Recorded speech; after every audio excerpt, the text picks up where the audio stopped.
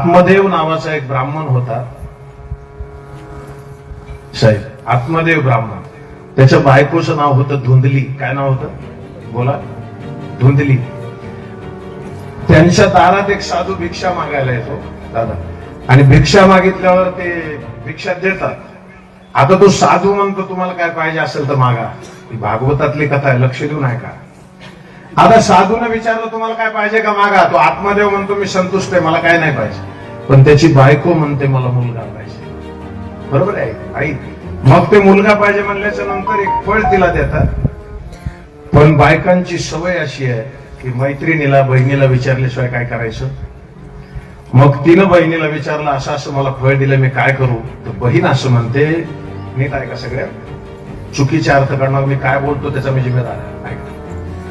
एकच क्षण असा आला, त्या बहिणीला फोन केला तर बहीण म्हणली फळ खाल्ल्याच्या नंतर बाळ नाही होणार, माझ्या पोटात एक बाळ आहे, मी ते तुला देते, ते फळ तू फेकून दे आणि त्याच्या बदल्यात मला पैसे दे. ठरलं. तिला पैसे दिले, तिने ते बाळ आणून दिलं. ऐका ऐका,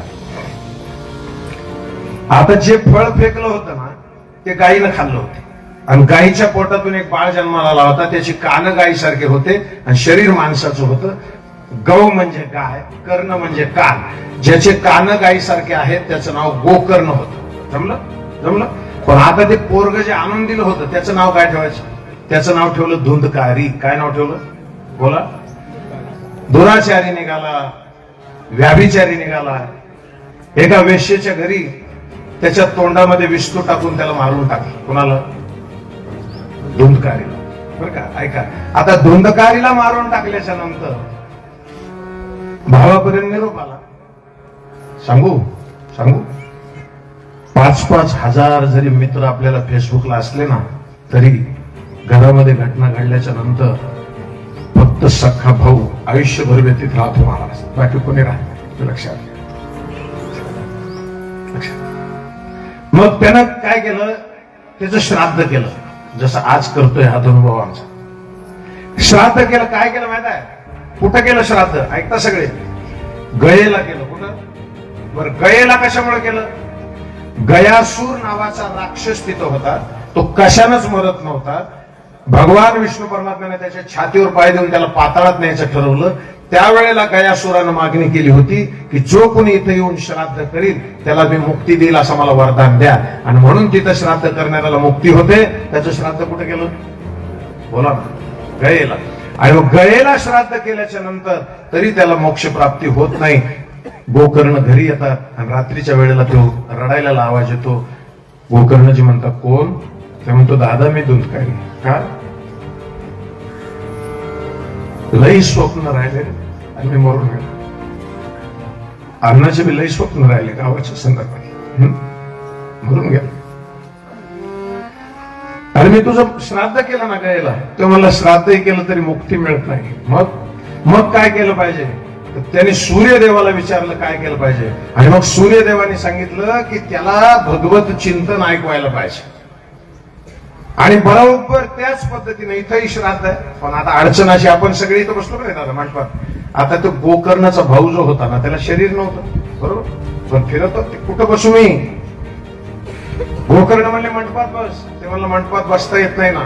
मग भागवत शास्त्रात असं सांगितलंय तो बांबू मध्ये बसला, 1-1 दिवसाची कथा ऐकत राहिला आणि त्याला मोक्षाची प्राप्ती झाली. मला सांगा, फक्त याच कारणासाठी श्राद्ध करावं लागतं. लक्षात घ्या की आपल्या हिंदू संस्कृतीमध्ये पण हे काय राजा, हे श्राद्धानं मोक्षाची प्राप्ती होते ही गोष्ट खरी आहे. पण अजून एक घटना सांगतो, अजून एक सांगतो. वडील लागतात कशाला याचा विषय मी सुरुवातीला सांगितला, अजून एकदा सांगतो. आता एक तर गणित पक्क झालं. अमर आहा अमर आहा खरे की पहा खोटे ते. इकडे बघा आता माझ्याकडे आई मोकळ्या म्हणा, थोडस लक्ष द्या. एक दिवस जर दूध घरात जास्त ठेवलं तर काय होतं बोला? नाश्त. दूध नाश्त. दादा इकडे बघा सगळे. त्याच दुधामध्ये कधीच न खराब होणार तूप म्हणा, नाश्त म्हणा, असत. दूध नाश्त, तूप असत. जसं दूध नासतं तूप असतं ना, तसं गणित असं आहे, या नाशिवंत शरीरामध्ये अविनाशी असा आत्मा असतो, जो कधी मरतच नसतो. लक्षात घ्या. म्हणून अमर आहा खरे की पहा खोटे. पण कसं सूत्र आहे माहिती आहे? अविनाश केरी आपुली आहेसे, अविनाश केरी आपुली आहेसे, अविनाश केरी आपुली आहेसे, अविनाश केरी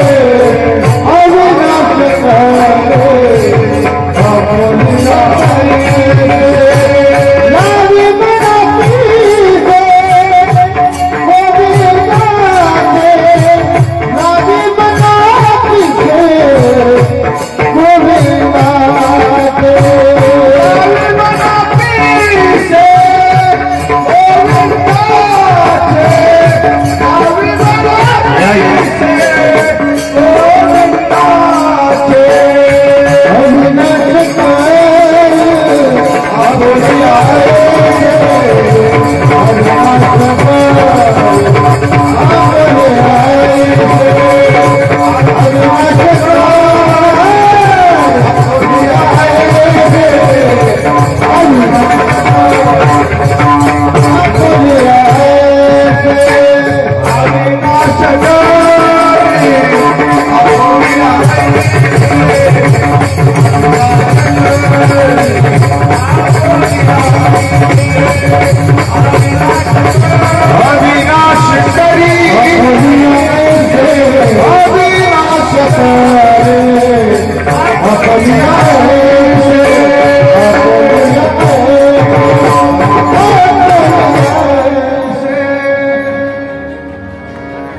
इकडे माझ्याकडे लक्ष द्या. बरोबर आहे, बरोबर. बसू द्या, काय अडचण नाही. काय बसू द्या, काय नाही. कीर्तन ऐकणारी मंडळी बसू द्या. इकडे लक्ष द्या. प्रत्येकाच्या जीवनामध्ये मृत्यू हा निश्चित आहे, माहित आहे सगळ्यांना. उपजे ते नाशेल, नाशले ते पुनरपी दिसे. काय का साहेब, हे सांगायला आम्हाला बी सोपं आहे, ऐकायला तुम्हाला बी सोपं आहे. जावे वंशी त्याच्या कळे तवा, पाण्यात मासा झोपतो कसा. हो, एकदा माशाला असं सांगितलं, हलक्या पाण्यात काय राहता तुम्ही, दुधात राहायला पाहिजे. तर म्हणलं दुधात राहिलं मी मरून जाईल. बरोबर आहे, लक्षात येते. गणित आईकडे बघा आई. आता हे गणित कळाल तुम्हाला. दुधामध्ये तूप असतं, पक्क आहे, पक्क आहे. पण आता अडचण अशी आहे, दुधातलं तूप दिसत, मग शरीरातला आत्मा दिसत,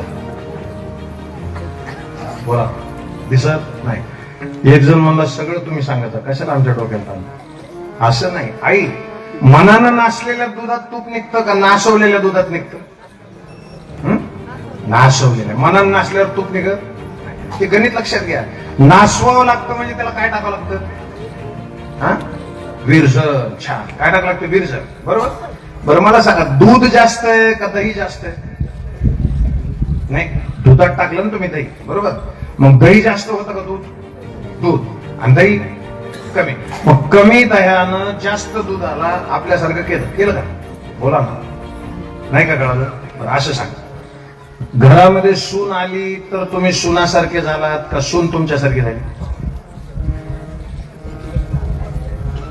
तुम्ही सुनासारखे झालात. म्हणजे एकटी आली होती, सगळ्या घराला बदलून टाकलं. तसं नुसतं इतकुसकच दही होतं, इतक्या मोठ्या दुधात टाकलं, काय केलं त्याचं? दही. मग आता मला शेवटचा प्रश्न आहे, जगात नालायक जास्त आहेत का संत जास्त? बोला. नालायक जास्त. मग जगात नालायक किती जरी असले, दूध किती जरी असलं, तर एवढंच दही बास होतं ना, तर अख्खं जग नालायक असलं तरी चालतं. फक्त ज्ञानोबा तुकोबा दोघच बास झाले. पण ऐका, पण त्याच्या सानिध्यात जावं लागेल. बरोबर. सानिध्यात ऐका. माझं असं मत आहे, मेघडे बाबा, संभाजी बाबा, माझं मत काय माहिती आहे का? माझं मत असं आहे, साधू संतांचा संपर्क नाही झाला पाहिजे, त्यांचा संसर्ग झाला पाहिजे. कारण संस्कार त्यांच्याकडे जे आहे ते आपल्याकडे आलं पाहिजे. आपली अडचण अशी आहे, आम्ही एकदा कासव आणला होता साहेब. ते कासव घरी आणला. कुठंतरी वाचलं होतं की कासव घरी असल्यावर आपला विश्वास मंद होतो, बीपी कमी राहतो. आमचे गुरुजी होते, गुरुजींना म्हणलं, गुरुजी कासव आणलाय ते गुरुजी काय म्हणले, त्याच्या श्वासानं तुमचा श्वास मंद होतो असं म्हणतेच लोक, पण तुम्ही सगळे मिळून त्याचा श्वास वाढीत आहात. बरोबर. हे नाही ऐका, लक्ष द्या, लक्ष द्या, इकडं समोर लक्ष द्या. कारण हे जर पक्क आहे, अमर आहात, अमर आहात, खरे की पहा खोटे, हे कळण्यासाठी तुम्हाला संसारातली एकच गोष्ट आम्ही सांगायचं माझं मूड नाही, पण तरी सांगतो. आंब्यामध्ये बिना कामाचं काय? कोय. छान. काय बाबा? कोय. ठीक आहे बाबा. समजा कोय समजा नसली तर आंबा मिळत? बोला ना. नाही, मग बिना कामाचं काय? तो का आता मध्ये खरं. आता बिना कामाचं काय सांगा? साल. सालच ना? बोला ना, साल ना. बरं, साल नसली समज बाबा तर रस मिळत? बोला. नाही, मग आता बिना कामाचं काय? म्हणा रस, म्हणा रस. त्याच्यात तर लई रस आहे तुम्हाला. आणि थोडं मोकळं बोललं तर वाक्य लक्षात घेऊन ऐका, ज्याला रस जात आहे तो त्या रस्त्यात आहे. रावणानं किती तप केलं तरी त्याला राम नाही होता येत. विठाला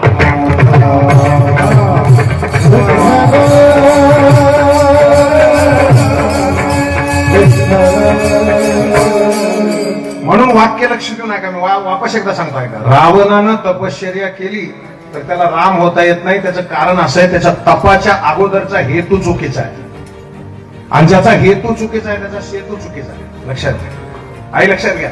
अमर आहात, अमर आहात, खरे की पहा खोटे, हे 4 माणसांनी दिलेल्या उपाध्या. नैवेद्य चाललेला आहे, जर कोणाला जायचं असेल तर कृपा करो म्हणून नैवेद्य चाललेला आहे. अच्छा, बस.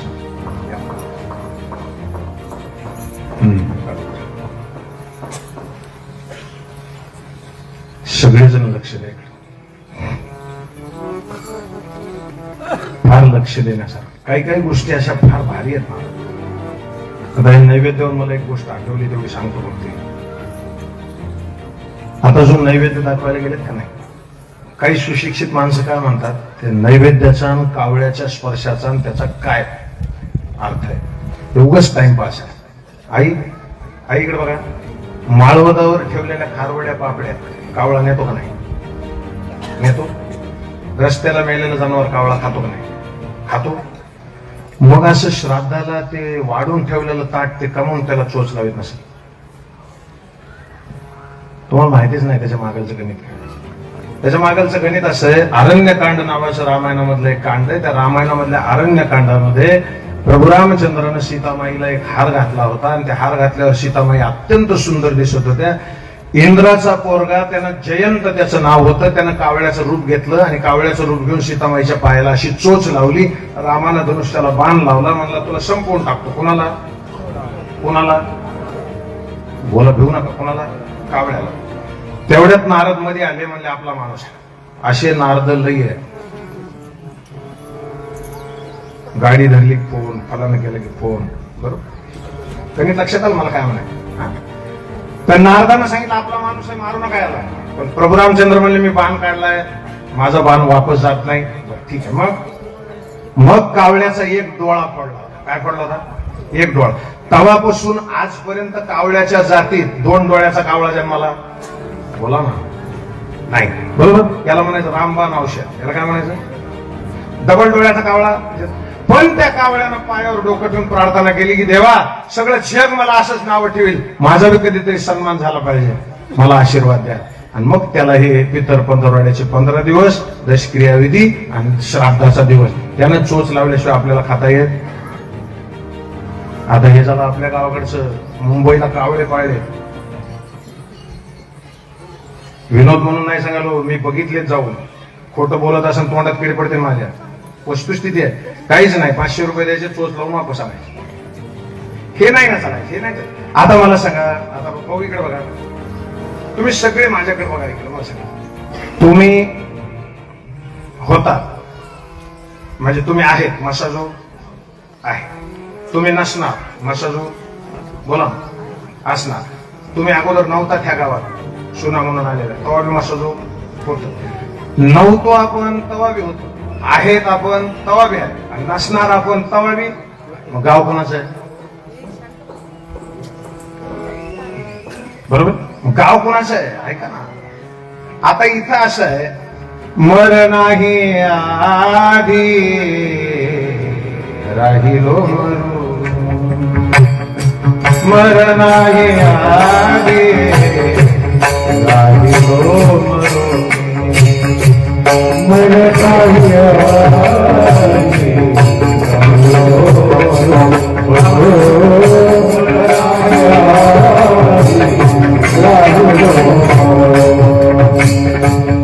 मग होते मने केले कैसे, मग होते मने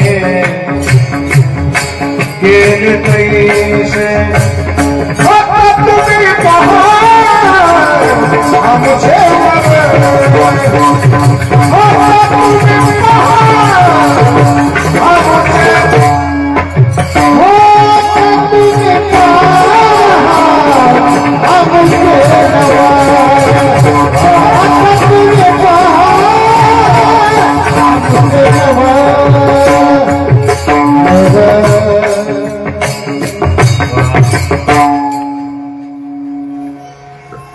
आता पहिलं सूत्र लक्षात घ्या, अमर आहात. पण हे कळायला मी अमर आहे असं मला कळावं, याच्यासाठी एक दंडक, एक थर्मामीटर असं साधू संतांनी सांगितलंय.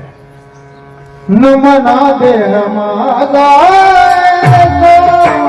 असं आहे रे. नमना देह माझा,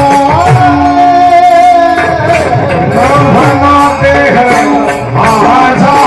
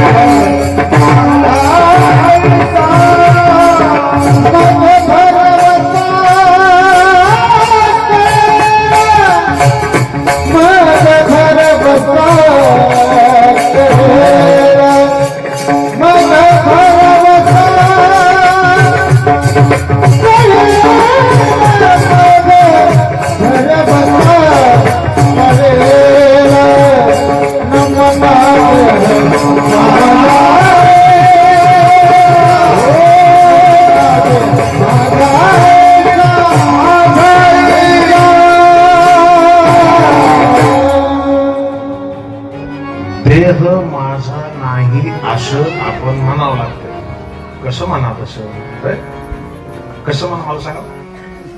अरे आता आपण बघा, तुम्ही जे जे बसलेत ना, चप्पल सोडताना बी अशा ठिकाणी सोडते भाऊ. काही जण एक इकडे सोडते, कशामुळे हारपून आहे. मग आपला जीव कशा कशात गुतलाय बघा ना. पण हे शरीर कुणाचं आहे सांगा, बोला मोकळ्या म्हणाल. हे शरीर कुणाचं आहे? तुमचं आहे. अरे जर तुमचं आहे तर त्यांनी अर्धा घंटा आधी सांगायला पाहिजे का नाही डोकं दुखणार आहे? बोला ना. देवाची एक खासियत आहे महाराज. हृदयाचे स्पेशलिस्ट डॉक्टर होते, नितू मांडके त्यांचं नाव. नितू मांडके त्यांचं नाव बरं का साहेब. हे ऐकायसारखे. डॉक्टर साहेब तुम्ही आहेत, आता मर्म फार महत्वाचे आहे ना. त्या डॉक्टरनी त्यांनी नाही ते नंतर सांगतो विषय. एक मोठे डॉक्टर होते हार्टचे, आणि त्यांनी काय केलं, त्यांच्याकडे बुलेट होती. नाना बुलेट होती नाना. आणि ऐका माझ्याकडे लक्ष द्या, ते बुलेट आहे ना साहेब, माझ्याकडे लक्ष. ते बुलेट आहे ना, ते बुलेट त्या गॅरेजला दिली. कोणी? त्या डॉक्टरने. आणि मग त्या गॅरेजवाल्याने ती बुलेट सगळी टोपल्यात काढली. इकडे लक्ष द्या. कशात? टोपल्यात काढली. ते आपलं ते पेट्रोल टाकलं, साफसफाई चालू होती. डॉक्टर वापस जाताना त्याच्याकडे आले, म्हणजे बुलेट झाली का? तो काय म्हणला सर? तो म्हणला, डॉक्टर एक प्रश्न आहे. कोणचा? तुम्ही आमचं हार्टचं बायपास करता, इकडून हार्ट असं करता, तर त्यावेळेला तुम्ही 5-5 लाख रुपये घेता.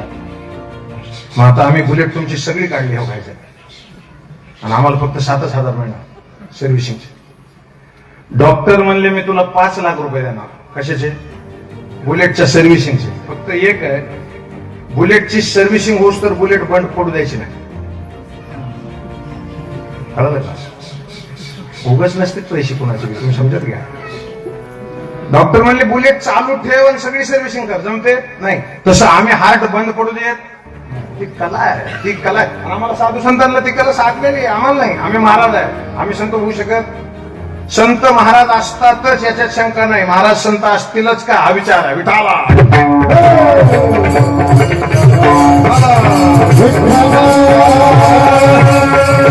ऐका ना, ऐका न म्हणा देह माझा आहे, बस फायनल विषय इथं आहे.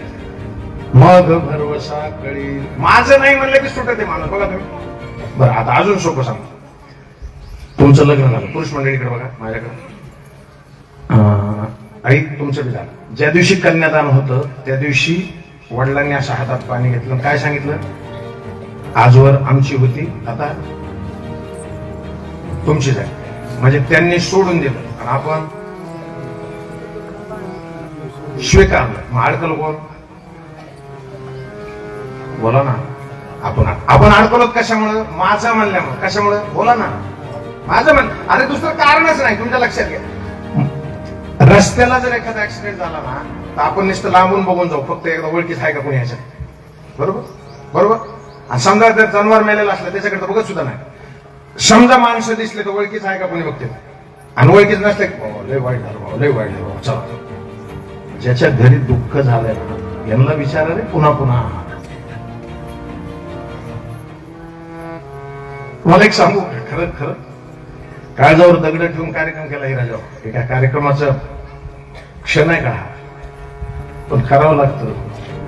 जाणार निघून जातो, लक्षात घ्या. हा म्हणून मी गणेश नेहमी सांगत आलो मी, आणि अजून एकदा सांगतो ऐका. त्याच्यात काय होतंय, एकदम बारकावा सांगूच का आता, तुम्हाला कळायसारखं सांगू का? इकडे बघा. 4-5 महिने जर तुम्हाला दुसऱ्या गावाला नेऊन ठेवलं, वापस गावाकडे यायचं ठरलं तर खुश होताल का नाराज? असे बसलेत लोक, खुश होताल ना? पण मला सांगा आता किती वर्ष झाले तिथून येऊन? जायचं घरी आपल्या?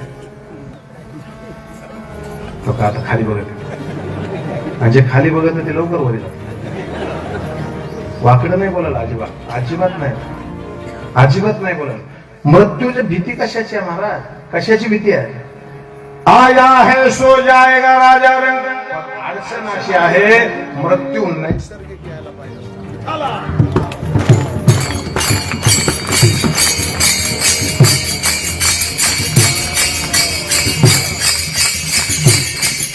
मृत्यू नैसर्गिक यायला पाहिजे लक्षात. मरण अनायासे येणारच आहे. पण अजून एक सूत्र तुम्हाला मांडतो, लक्ष द्या. शांतते ना, माझ्याकडे बघा. आता लाईट गेली, कधी कळालं? आवाज बंद झाला. मग लाईटीची किंमत केव्हा कळाली? गेल्यावर. माणसाची किंमत केव्हा कळाली?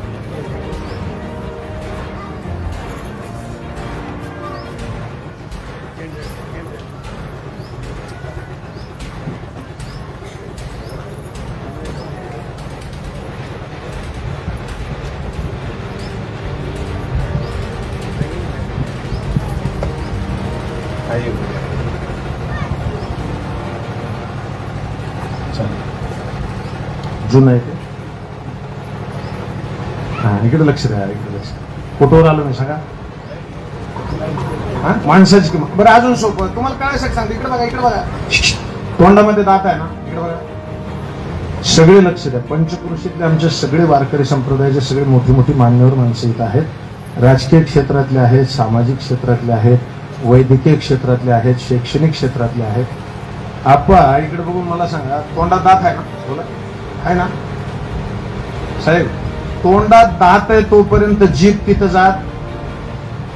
बोला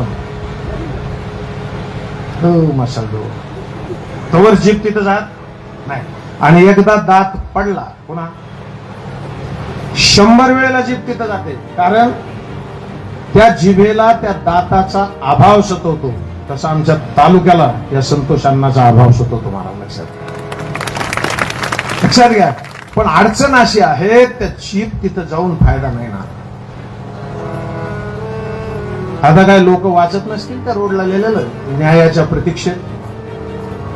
न्यायाधीश वाचत नसतील ते, त्यांच्यापर्यंत जात नसेल. हं?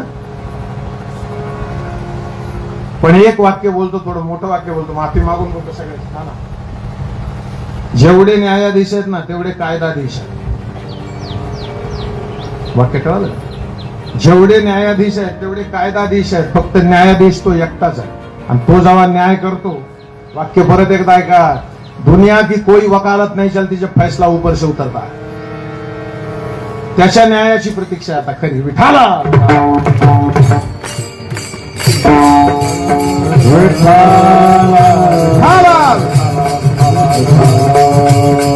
म्हणून मी सांगताना असं सांगेल, नीट ऐका वापस एकदा, न्यायाधीश गलत हो सकता है लेकिन द्वारिकाधीश गलत नहीं होता. हे लक्षात घ्या. तुम्ही गणित लक्षात घ्या. आणि कुणालाही राजा, कुणालाही तुम्हाला असं वाटत असेल की केलेल्या कर्माचा दंड मिळत नाही, काय जण म्हणतात या जन्मामध्ये कर्म केल्यावर पुढच्या जन्मात भोगायला. ते बंद करा. डिजिटल युग आहे. इकडे माझ्याकडे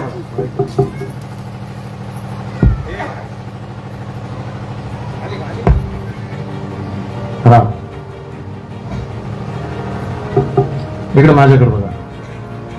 लय आपलं एकदम गावाच्या भाषेत सांगतो, एकदम साध्या, म्हणजे तुम्हाला कळायचं. लय अवघड मी सांगितलं ना, ही माणसं अशी निष्ठे बसत अशी. सकाळी एवढा नाही, सकाळी उजवा हात डाव्या हातावर पाणी टाकतो,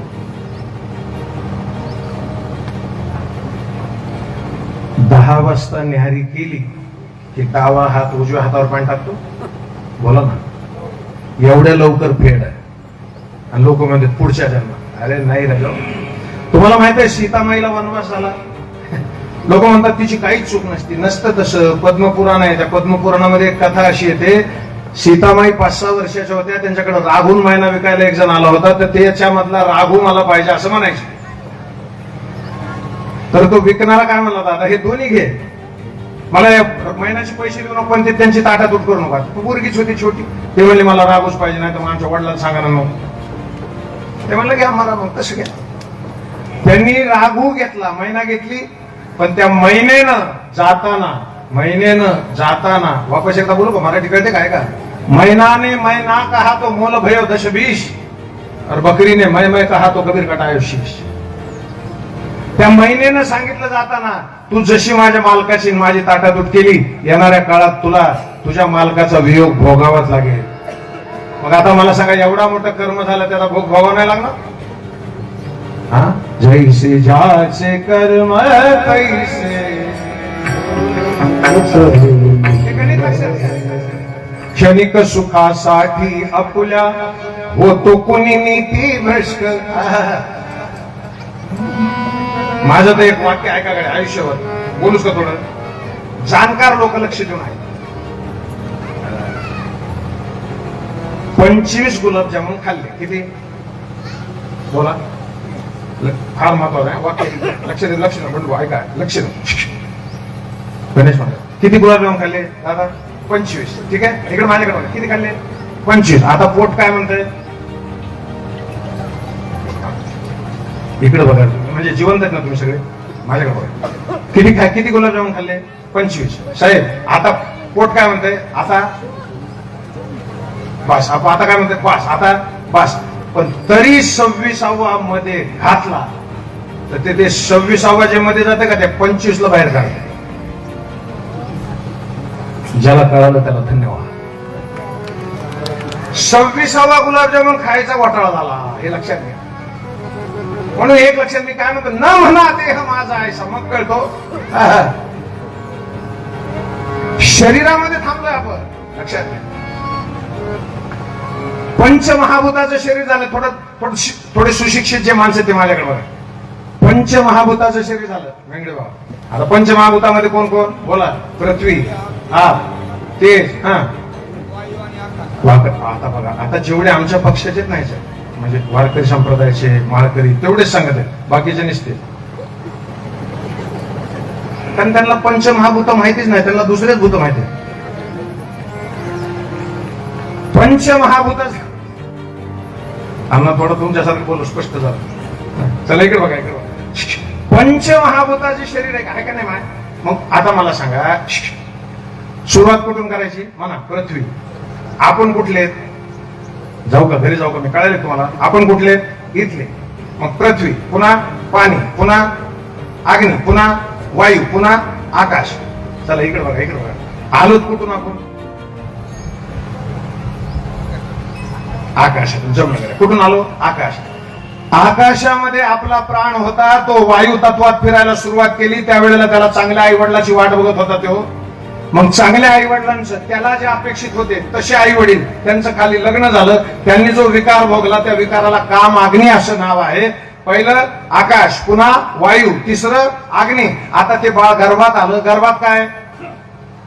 म्हणा ना. पाणी. महिला मंडळी पाणी. सोनोग्राफी केलं काय सांगते डॉक्टर? पाणी. मुतखड्यावाले काय डॉक्टर साहेबाला विचारा, गर्भात काय? पाणी. मग पाण्याचा स्पर्श झाला चौथा. आणि आता ते बाळ खाली पृथ्वीवर आलं. पाचवा स्पर्श झाला. म्हणा आकाश, म्हणा वायू, अग्नी, पाणी आणि पृथ्वी. आता वापस जायचं. चला आता कसं जायचं? ऐकायला आता कसं जायचं वापस? आधी काय सोडलं होतं आणि आता काय सोडायचं? लोक कशी भेट आहेत, बोलायला भेट बघा. आता म्हणा आता काय सोडायचं असं होत. आणि तुम्हाला मोकळच बोलू का मग एकदम? ज्याच्याकडून आपले पैसे ये नाही त्याची आपली भेट होत, आणि ज्याचं आपलं देण आहे, तुम्ही कोणची गल्ली चुकवा ते पुढून येते राम रहा. विनोद नाही करायलो. मृत्यूचं आपल्याला देण आहे, त्याच्यामुळे तुम्ही कोणत्याही दवाखान्यात जा आणि कुठेही जा. ते येते का नाही? आता मला सांगा, पहिल्यांदा काय सोडायचं?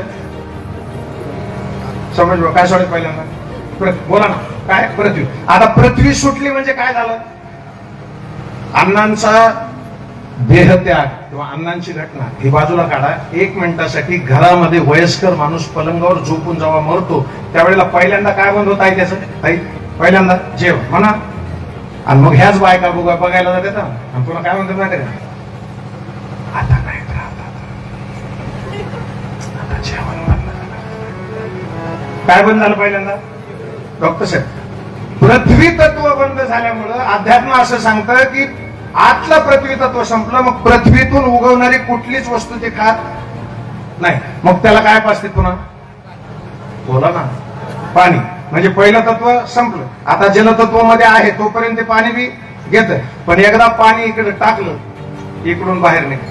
मधलं जलतत्व संपल्यामुळं बाहेरचं जलमध्ये जात नाही. मग जलतत्व बाहेर पडलं की आता तिसरं तत्व अग्नी. नेलं करते कुठं? बोला ना. स्मशान म्हणून लावलं अग्नी. आता वायू, हवा आली, राख उडून गेली बरोबर. आणि जो प्राण जिथून आला होता तो. आणि मग दुसऱ्या दिवशी बातमी आली पंचतत्वात. बघा बरं किती सोपं आहे. मग ऐका जितका काळ आपल्याला इथे पाठवलाय, आनंद घ्यायला पाहिजे का लोड घ्यायला पाहिजे? कसं आहे बघा ना, साधू संतांचा विचार बघा. तो झाला सोहळा अनुपम्य, तो झाला सोहळा अनुपम्य, तो झाला सोहळा अनुपम्य. आपुले मरणे पाहिले डोळा, आपुले मरणे आपुले मरणे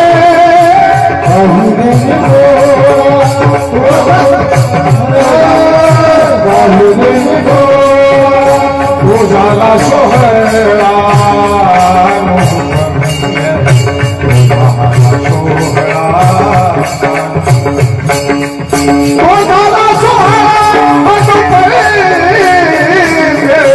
आपुले मरणे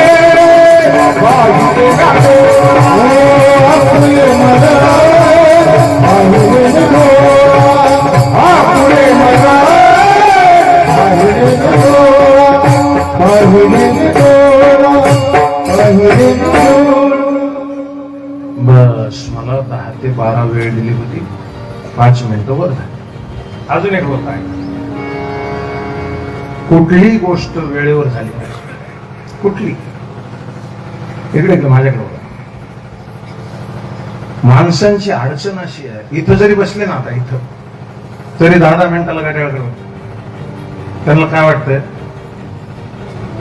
मला तर मोठ्या लोकांचं अजून गणित कळलं नाही, म्हणजे इकडचं नाही सांगत. पुण्यात साईडला अण्णा तिकडे फिरताना काय होतंय, ती मंडळी मोठी जी ते मला पुढे जायचं, मला पुढे जायचं, मला पुढे जायचं. 10व्या वाल्याला म्हणतात मला लग्नाला जायचं, लग्नावाल्याला म्हणतात मला हळदीला जायचं. आणि दिवसभर गाडीतच मग इथल्याच काय कोणत्याच कार्यक्रमाला वेळेत. पण या सगळ्या मान्यवर मंडळींनी अत्यंत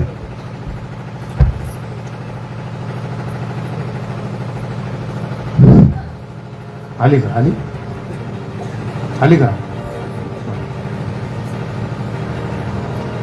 बंद कर मग जनरेटर. ते खूप छान केलं इथं जवळच ठेवलंय. मी खेड्यापाड्यामध्ये कधी सप्त्याच्या कीर्तनाला माफी मागतो, मी बोललोच नव्हतो, थोडं शांत बसलो. खेड्यापाड्यामध्ये जनरेटर काय करतात, आवाज येते म्हणून दुसऱ्या वावरात लावतात ते, आणि मग ते लाईट झाली की ते पळतं ते माणूस, आणि इकडलं ते ओरडतं चालू कर, तर तिकडचं म्हणतं डिझेल संपलंय. एक गणित लक्षात घ्या. मृत्यु देखता है औरों की रोज सुबह शाम, है महल बनाता ऐसे जैसे हरदम यहाँ मकाम है. माया तेरी कैसी कठिन है, माया तेरी कैसी कठिन है, माया तेरी कैसी कठिन है, कैसी कठिन है. अत्यंत पवित्र अंतःकरणाने बसलेले सर्व श्रोते सज्जन, संतोष अण्णा नावाचं एक व्यक्तिमत्व 5 मिनिटं बोलतो, मी थांबणार. न म्हणा देह माझा ऐसा मग भरवसा कळेल. मी जाणीवपूर्वक अभंग असा घेतलाय की अमर आहात खरे की पहा खोटे. तुम्ही अमर आहात हे बघण्यासाठी देह माझा नाही याचा विचार तुमच्या डोक्यात पक्का करा. 5 मिनिटाचा भाव माझ्यासोबत लक्ष देऊन ऐका. नाना वेगळे बाबा संभाजी महाराज, हा संतोष अण्णा जाऊन 1 वर्ष झालं. सगळं कुटुंब, सगळा तालुका, सगळं महाराष्ट्र अत्यंत हळहळला होता की इतकं विकृत कृत्य झालं कसं. ऐका त्या कृत्यावरच्या टिप्पण्या आपण देऊ, त्याच्यावर भाषण करू, त्याच्यावर काही करू, पण जो कोणी त्या घरात जाऊन येतोय त्याला कळतं की त्याची आई किती व्यथित आहे, त्याचे वडील किती व्यथित आहे. म्हणून एक लक्षात घ्या, जीवनामध्ये जे व्हायचं ते होईल, परंतु आपल्या कर्माचा दोष आपल्याला लागेल अशा पद्धतीचे चुकीचे कर्म कृपया करून तुम्ही करू नये अशी सर्वांच्या चरणी हात जोडून प्रार्थना आहे. एकदा प्रेमानं आपण भजन करू, आणि भजन झाल्याच्या नंतर पुढचा विचार. विठोबा रघुमाई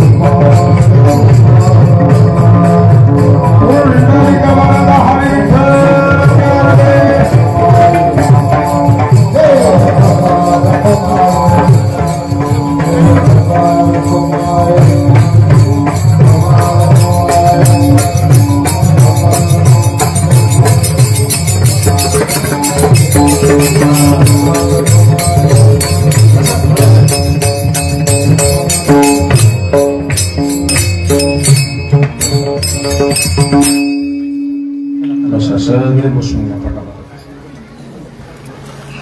छान.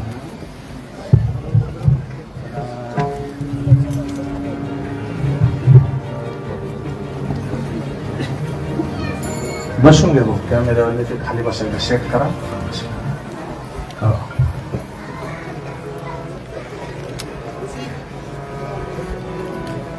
या कॅमेरा शब्दापासून इकडे इकडे लक्ष द्या. सगळे एकदा म्हणा बरं, कॅमेरा म्हणा ना. कॅमेरा हे जीवन आहे राजा हो. अजून एकदा विनंती करतो. हा संतोष अण्णांचा बंधू धनंजय दादा, वैभवी त्यांची मुलगी,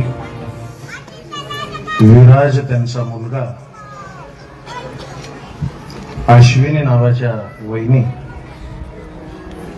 शारदाताई त्यांची आई आणि पंडितरावजी त्यांचे वडील, या सगळ्या कुटुंबाला झालेल्या ज्या वेदना आहेत,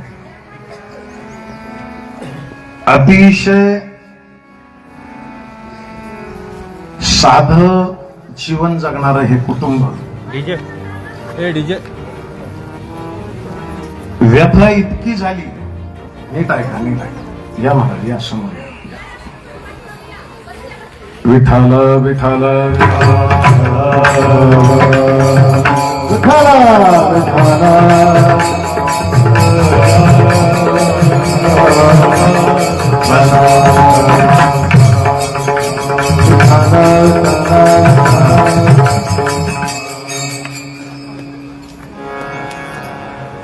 सगळी मान्यवर मंडळी उपस्थित झाली आहे. जवळजवळ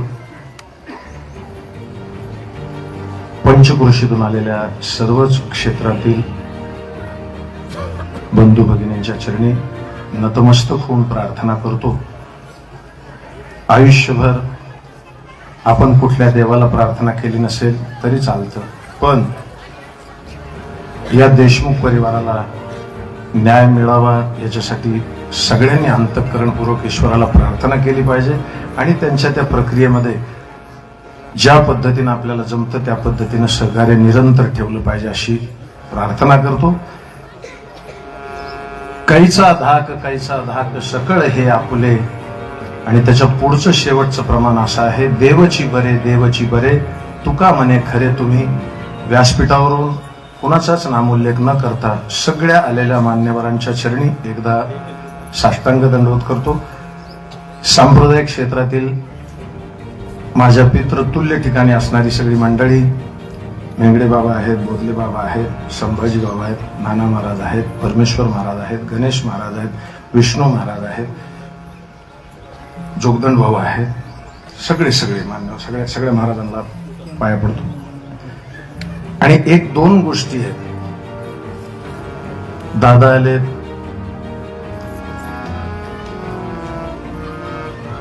पाटी, मी तर महागावी एकदा असं म्हणलो होतो, त्यांच्या गावात कीर्तनाला गेलो होतो. भीती वाटती ज्यांची सगळ्यांना रोज, त्यांचं नाव मनोज असं म्हणलं होतं. त्याचं कारण असं आहे की अलिप्तपणे कुठलीच अपेक्षा न ठेवता समाजाच्या हिताचं काम करणारा एक खूप अत्यंत ताकदीचं व्यक्तिमत्व समाजाला भेटलंय. त्यांनाही नतमस्तक होतो. आणि त्यांच्या सोबत आलेले सर्व सहकारी, अष्टू नाना आलेले आहेत, दादा आलेले आहेत, थोरात दादा, त्यांचे भोसले सर आहेत, रमेशराव आडरकर साहेब आहेत, इंगळे साहेब आहेत, रत्नाकर अप्पा आहेत. सगळ्यांना वंदन करतो आणि वाणीला विराम देतोय. फक्त दोन गोष्टी शेवटच्या बोलतो. रेल्वेची पटडी तुम्हाला आम्हाला माहित आहे, त्या दोन्ही पटड्या एकमेकाला कधी भेटत नाही. जर त्या भेटल्या तर पुन्हा आपण एकमेकाला भेटत. त्या दोन पटड्यांनी ठरवलं विशिष्ट अंतरावर चालायचं, लाखो लोकांना त्यांच्या घरापर्यंत पोहोचवायचं, आपण भेटायचं नाही. तसं वारकरी संप्रदायामध्ये दोन पटड्या आहेत, त्यांनी असं ठरवलंय लाखो लोकांना पंढरपुरापर्यंत न्यायचं, आपण एकमेकाला भेटायचं नाही. त्या दोन्ही पटड्या ज्ञानेश्वर माऊली,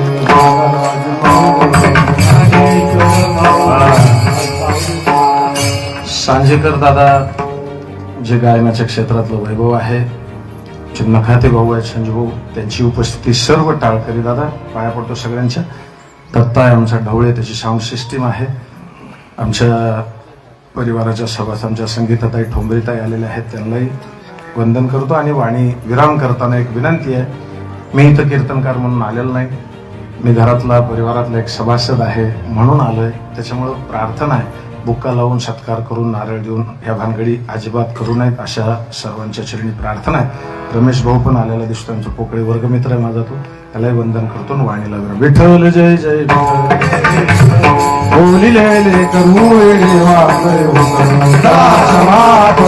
महाराज नाही विचारला अधिकार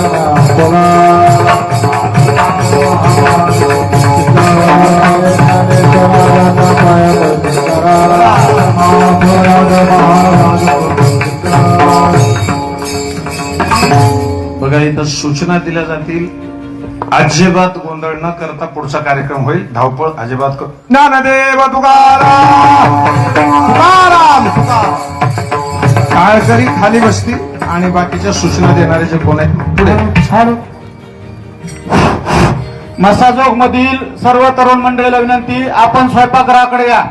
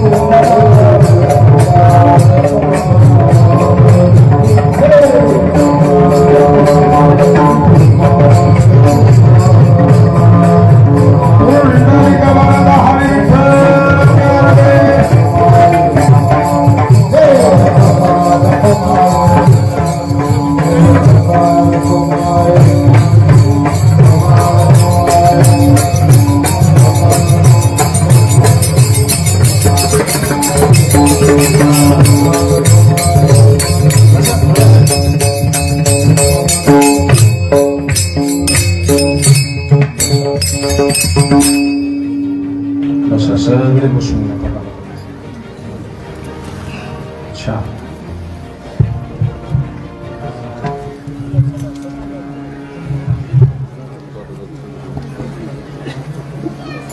बसून घे भाऊ, कॅमेरावाले ते खाली बसायला सेट करा. हो.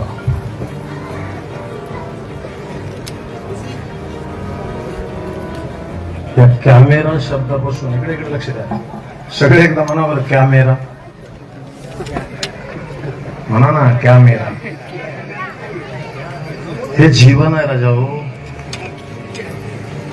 अजून एकदा विनंती करतो, हा संतोष अण्णांचा बंधू धनंजय दादा, वैभवी त्यांची मुलगी, विराज त्यांचा मुलगा, अश्विनी नावाच्या वहिनी,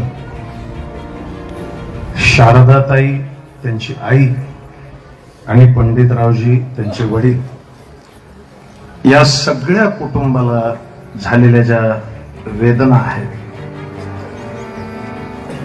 अतिशय साधं जीवन जगणारं हे कुटुंब, डीजे ए डीजे व्यथा इतकी झाली. नीट ऐका, नीट ऐका, या महाराज या समोर या. विठाल विठाल विठाल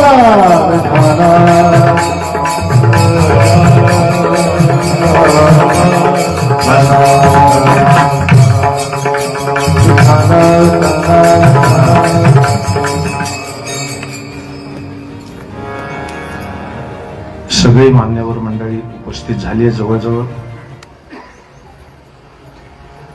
पंचक्रोशीतून आलेल्या सर्वच क्षेत्रातील बंधू भगिनींच्या चरणी नतमस्तक होऊन प्रार्थना करतो. आयुष्यभर आपण कुठल्या देवाला प्रार्थना केली नसेल तरी चालतं, पण या देशमुख परिवाराला न्याय मिळावा याच्यासाठी सगळ्यांनी अंतःकरणपूर्वक ईश्वराला प्रार्थना केली पाहिजे आणि त्यांच्या त्या प्रक्रियेमध्ये ज्या पद्धतीनं आपल्याला जमतं त्या पद्धतीनं सहकार्य निरंतर ठेवलं पाहिजे अशी प्रार्थना करतो. काहीचा धाक सकळ हे आपुले आणि त्याच्या पुढचं शेवटचं प्रमाण असं आहे, देवची बरे तुका म्हणे खरे तुम्ही. व्यासपीठावरून कुणाचाच नामोल्लेख न करता सगळ्या आलेल्या मान्यवरांच्या चरणी एकदा साष्टांग दंडवत करतो. सांप्रदायिक क्षेत्रातील माझ्या पितृतुल्य ठिकाणी असणारी सगळी मंडळी, मेंगडे बाबा आहेत, बोधले बाबा आहेत, संभाजी बाबा आहेत, नाना महाराज आहेत, परमेश्वर महाराज आहेत, गणेश महाराज आहेत, विष्णू महाराज आहेत, जोगदंड भाऊ आहेत, सगळे मान्य सगळ्या महाराजांना पाया पडतो. आणि एक दोन गोष्टी आहेत. दादा आलेत,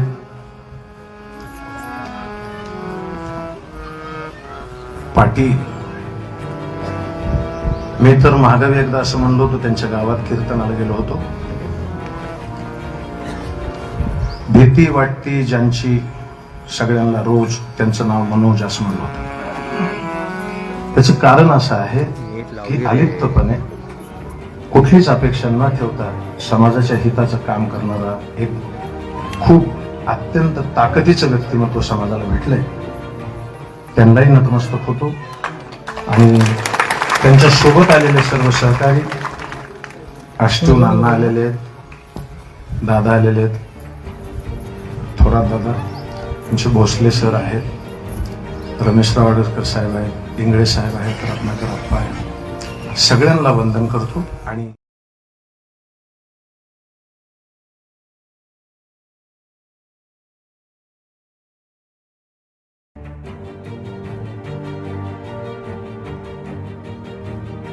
संतोष अण्णांचा फार क्रूरपणे, अतिशय निर्दयपणे या लोकांनी त्यांना संपवलेलं आहे.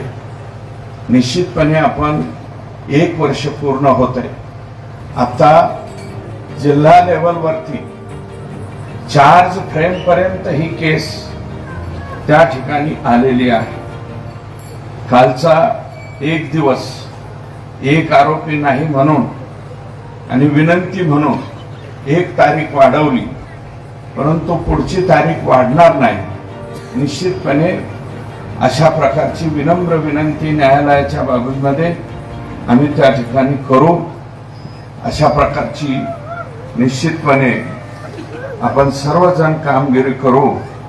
आणि कालावधी किती लागेल, परंतु त्याच्यामध्ये धीर सोडता कामा नये, आपली बाजू सोडता कामा नये. खंबीरपणे सर्वांनी या गोष्टीसाठी त्या ठिकाणी तयार राहावं एवढंच या ठिकाणी विनम्र विनंती करतो. आणि ईश्वराला प्रार्थना करतो की हे ईश्वरा, या जगामध्ये स्वर्ग आहे का नाही मला माहिती नाही, परंतु असेल जर स्वर्ग तर त्या स्वर्गामध्ये एखाद्या कोपऱ्यामध्ये अतिशय चांगली जागा आमच्या संतोष अण्णाला द्यावी एवढीच विनम्र प्रार्थना करतो आणि या ठिकाणी थांबतो. ज्यांना मित्र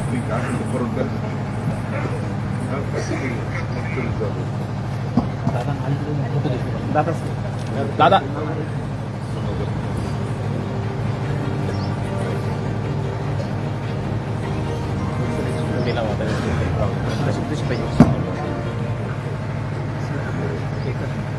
आपले स्वर्गीय संतोष अण्णा देशमुख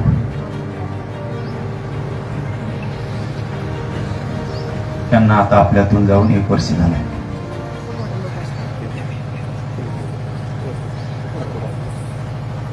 ते दिवस लक्षात आले की पुन्हा माणसाला काय सुचत नाही. कारण हे ठिकाण भाषणाचं नाही. या मसा जोकाराला आणि देशमुख कुटुंबियांना आम्ही राज्याच्या वतीनं सांगतो, आम्ही कोणीही न्याय मिळेपर्यंत मागं हटणार नाही. कोणीच आहे. आम्ही तुमच्या सगळ्या संकटासोबत आहे. आम्ही नुसते बोलणारे नाहीये, तर कृती पण करून दाखवणार आहे. तो तुमचा भाऊ नाहीये, आपल्या पुऱ्या राज्याचा तो भाऊ आहे. कोणीही माग याच्यातून हटणार नाही. खूप वाईट झालं, कुटुंब उघड्यावरती पडलं. शेवटी ज्याला दुःख झालं त्यालाच दुःख कळतं.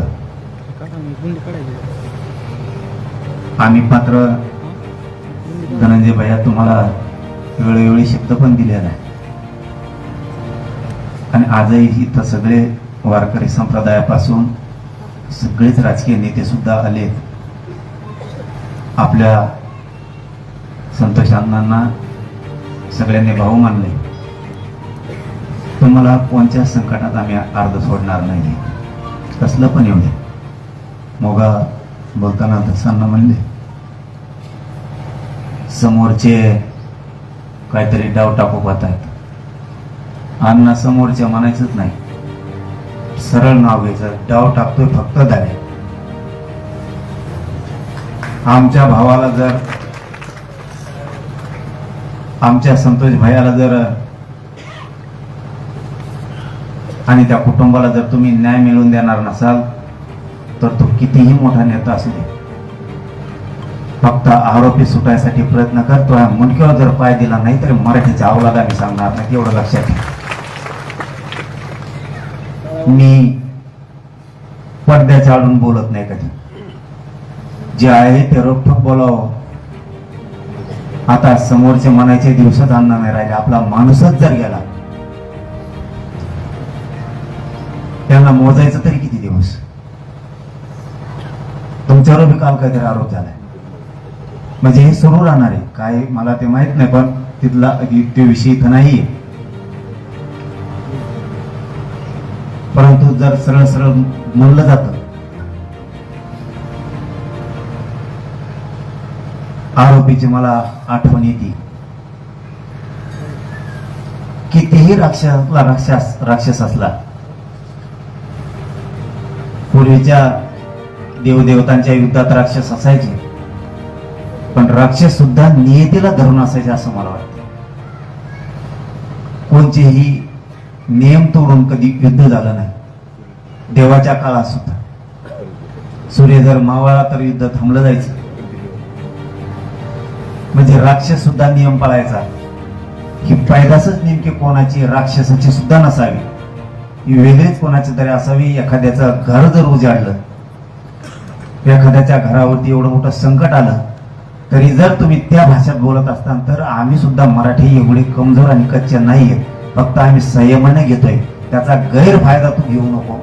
आणि तू जर इथून पुढे काही अशा कार्या केल्या, आणि तुम्ही नाव सांगत जा धनंजय भैया, तुम्हाला कोणाची धमकी आली, नुसतं ते मीडियातून येत आहे आम्हाला ऐका, नाव घेत जा. तुम्हाला जर फोनवर धमकी आली, आता इथून पुढे आम्ही नीट करायची तयारी ठेवायला लागलो. आणि त्याच्याशिवाय जगणारच नाहीत आपण सुद्धा. संतोष भैयाला खरा न्याय द्यायचा असला, त्यांच्या लेकरा बाळाला न्याय द्यायचा असला, तर आपल्याला सुद्धा आता जसं असतं तर वागावंच लागणार. गप बसाव किती दिवस. तुम्ही इथले सगळे उठा आणि आमच्या तोंडात चपला हाना आम्ही जर चुकत असलो. गप बसाव किती दिवस. जर आमचे मूर्तीच पडायला लागले तर गप तरी किती दिवस बसायचं. याच्यापेक्षा काय क्रूर हत्या व्हायला पाहिजे. तरी पण आम्हीच त्यांचे भाषण ऐकून घ्यायचे. त्यांनी मोठ्या थाटात भाषण करायचे.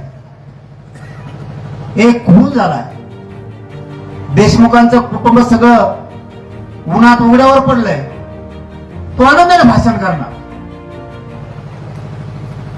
तुला आठवण कोणाची यावा, कोणाची नाही यावा, एका क्रूर हत्याराची तुला आठवण यायला लागली म्हणजे तू सुद्धा क्रूर आहे. याचा अर्थ तू सिद्ध केलं की तुम्ही दोघंही एक आहेत. म्हणून मी वारंवार सांगतो, याला आरोपी करा. फडणवीस साहेब, तुम्हाला वातावरण बिघडू द्यायचं नसेल, अजितदादा तर वयालाच गेलेला माणूस झाल्यावर. मी काही तर पक्षावर टीका करायला नाही आलो. इतकं नालायक बोलणाऱ्या माणसाला सुद्धा अजितदादा जवळ करते. त्यांचा चांगला पक्ष असणाऱ्याला सुद्धा डाग लावायचं काम करतात. आमच्या संतोष भैयाला जर न्याय मिळणार नसला तर आम्ही अजितदादा कोल्हा आणि तिकडे फडणवीस कोल्हा आम्हाला अण्णा तुमच्या माध्यमातून सांगतो, आम्हाला ह्या धर्तीवर पाय ठेवलं का आमच्या रक्तात होती आग. कारण आमच्या येतो तो खून लक्षात. तुम्ही फडणवीस साहेबाला सांगा आणखी नवी मराठ्यांनी संयम सोडला नाही. मी आणखीनही पायरी फडणवीसची चढलो नाही. संतोष भैयाच्या न्यायासाठी तुम्ही म्हणत असले तर मी यायला तयार आहे. एकदाच सांगू, संतोष भैया देशमुखांचे सगळे आरोपी ते फरार आहेत, ते सुद्धा आणि धन्या सुद्धा आरोपी करा म्हणून मी सुद्धा सांगायला येतो. मी संतोष भैयासाठी कुठेही यायला तयार आहे. मी माझ्या स्वार्थासाठी कधीच राजकीय पक्षाची पायरी चढणार. माझं या राज्यातल्या सगळ्या मराठा समाजाला आव्हान आहे, देशमुख कुटुंबाला आपण उघडं पडू द्यायचं नाही. आपल्याला जी किंमत मोजायची वेळ येईल ती मोजू आपण. हे पक्षावाले यांच्या मतासाठी आपले खून जरी झाले, मुर्दे जरी पडले तरी नेत्याला पाठबळ देऊन हे सांभाळते, हे सिद्ध झालं या 1 वर्षात.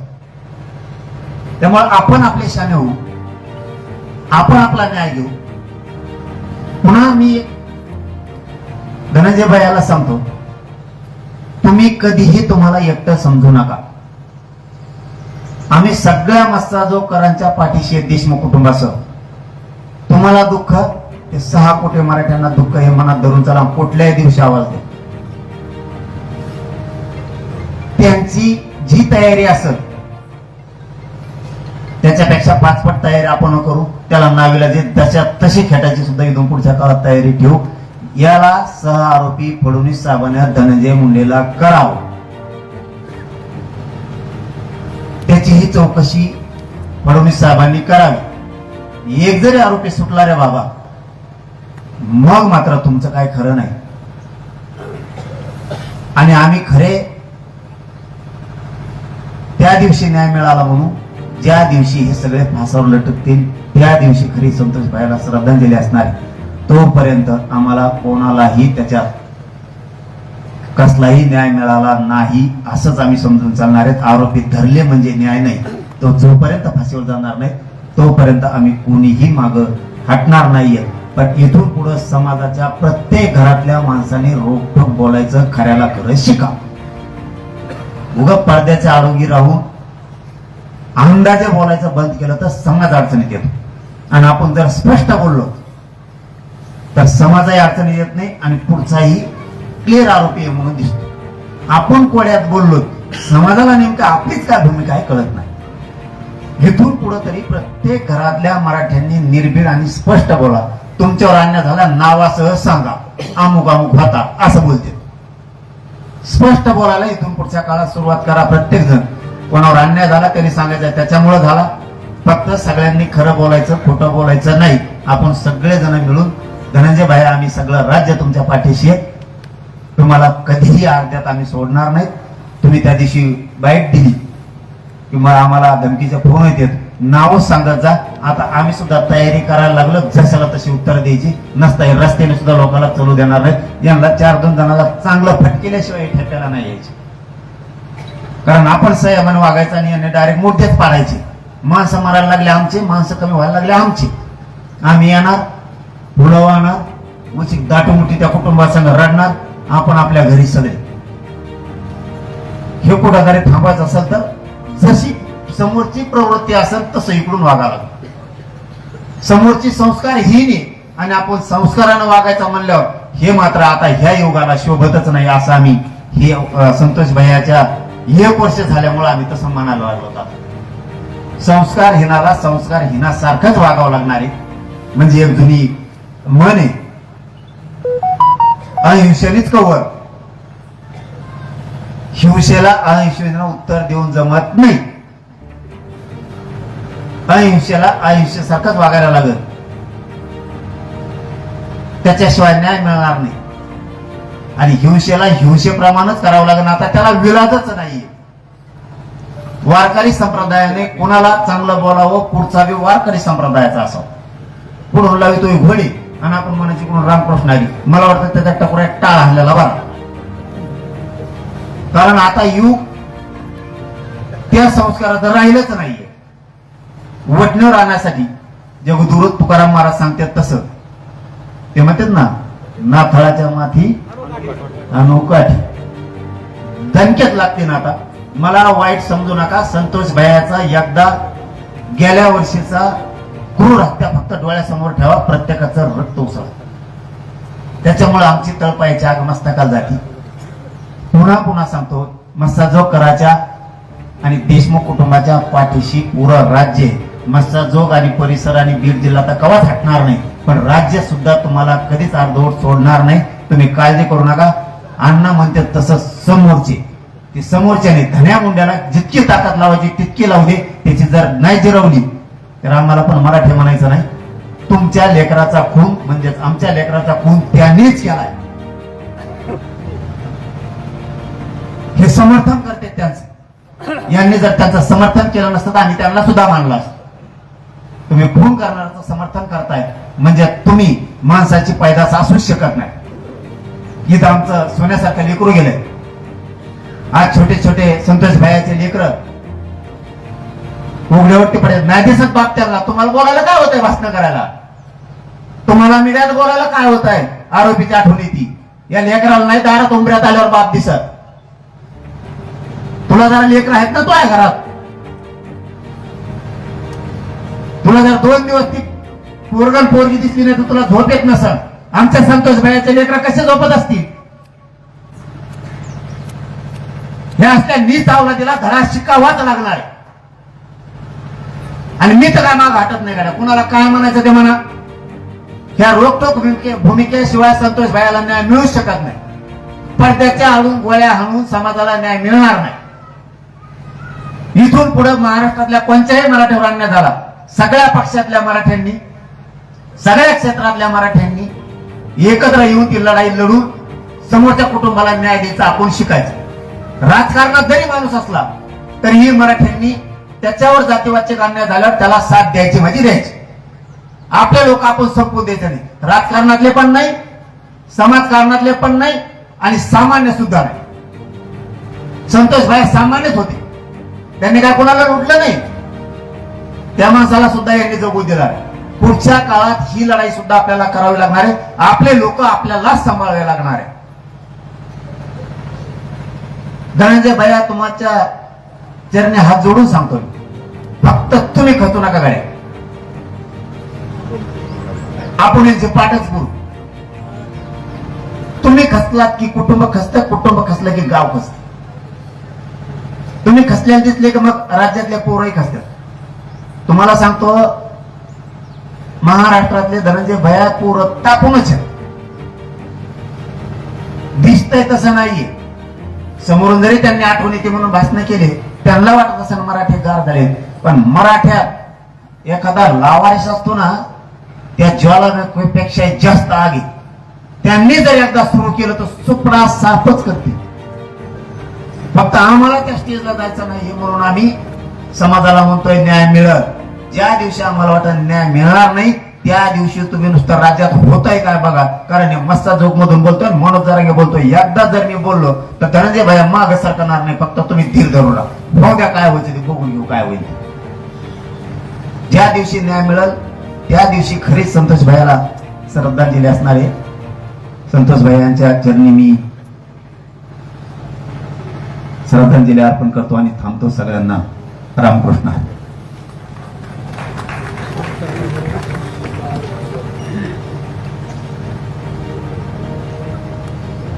मनोज दादाने सांगितल्याप्रमाणे जोपर्यंत न्याय मिळत नाही तोपर्यंत खरी श्रद्धांजली संतोष अण्णाला अर्पण होणार नाही. आता या ठिकाणी वारकरी संप्रदायातले वैभव हरिभक्ती परायण परमश्री परमादरणीय प्रकाशजी महाराज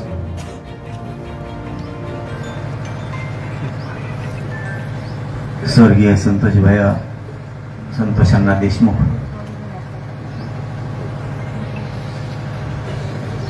त्यांना आता आपल्यातून जाऊन 1 वर्ष झाले.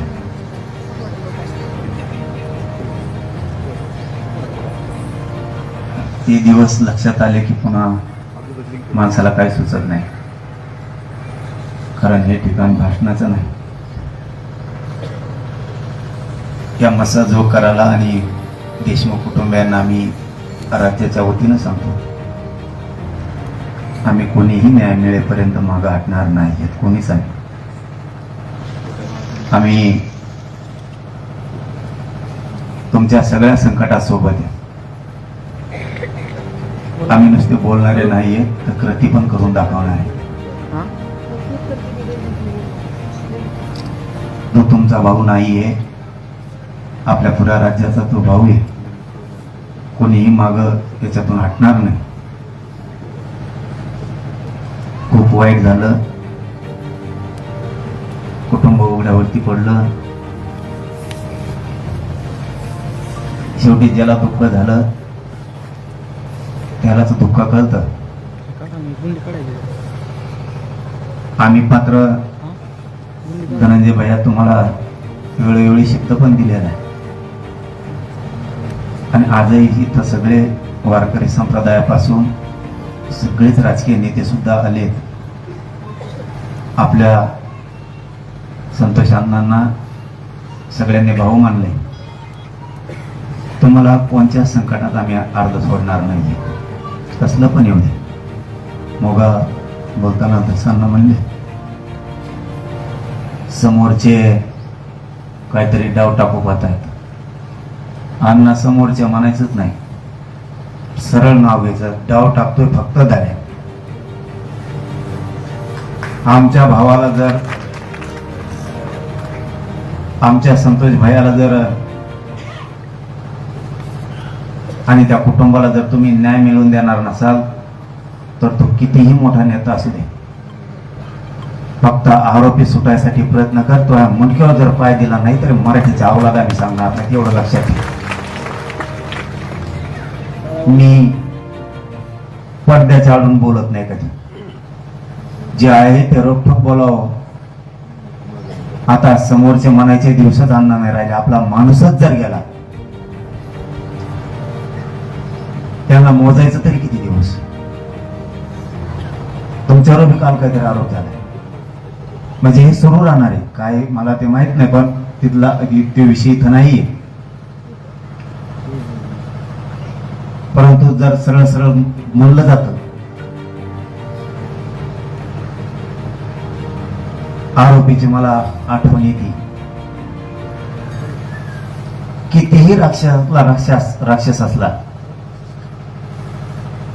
पूर्वीच्या देवदेवतांच्या युद्धात राक्षस असायचे, पण राक्षस सुद्धा नियतीला धरून असायचे असं मला वाटतं. कोणतेही नियम तोडून कधी युद्ध झालं नाही. देवाच्या काळात सुद्धा सूर्य जर मावळला तर युद्ध थांबलं जायचं. म्हणजे राक्षस सुद्धा नियम पाळायचा. ही पैदासच नेमकी कोणाची राक्षसाची सुद्धा नसावी, ही वेगळीच कोणाची तरी असावी. एखाद्याचं घर जर उजाडलं, एखाद्याच्या घरावरती एवढं मोठं संकट आलं तरी जर तुम्ही त्या भाषेत बोलत असताल तर आम्ही सुद्धा मराठी एवढे कमजोर आणि कच्चे नाहीये. फक्त आम्ही संयमाने घेतोय. त्याचा गैरफायदा तू घेऊ नको. आणि तू जर इथून पुढे काही अशा कार्या केल्या आणि तुम्ही नाव सांगत जा धनंजय भैया, तुम्हाला कोणाची धमकी आली, नुसतं ते मीडियातून येत आहे आम्हाला ऐका, नाव घेत जा. तुम्हाला जर फोनवर धमकी आली, आता इथून पुढे आम्ही नीट करायची तयारी ठेवायला लागणार आणि त्याच्याशिवाय जगणारच नाहीयेत आपण सुद्धा.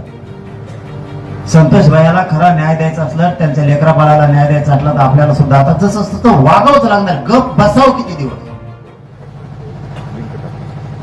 तुम्ही इथले सगळे उठा आणि आमच्या तोंडात चपला हाना आम्ही जर चुकत असलो.